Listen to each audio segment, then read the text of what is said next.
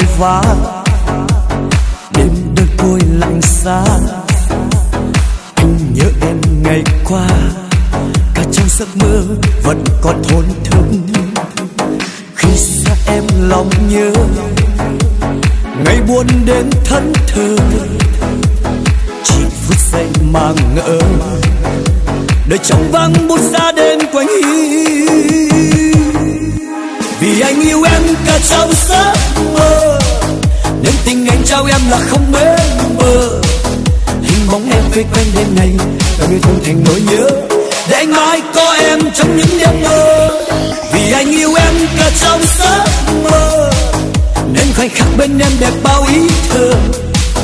Hình bóng em vây quanh đêm này, nhìn sâu vào nỗi nhớ, rồi anh ở nơi đâu cũng nghĩ tới em.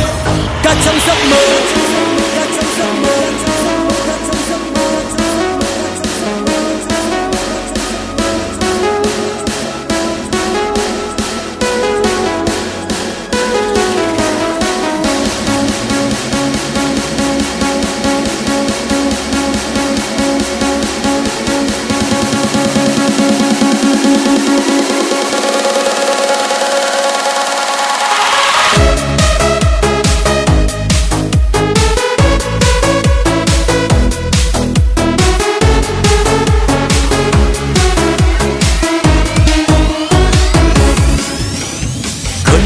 Qua vội vã, đêm đơn côi lạnh giá.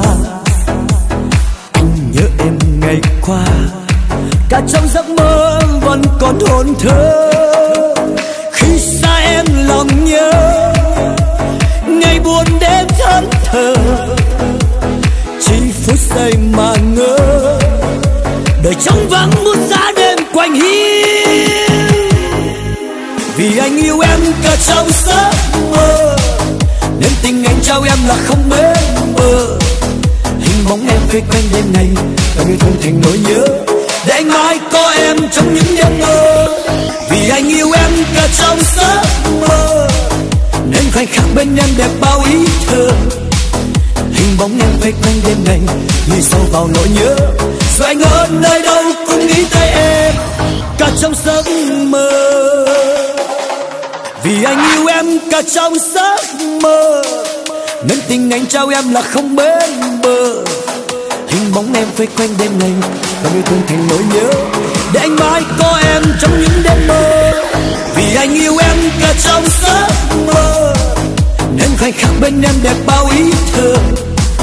Hình bóng em vây quanh đêm này, nhìn sâu vào nỗi nhớ, rồi anh ở nơi đâu cũng nghĩ tới em, ngay cả trong giấc mơ.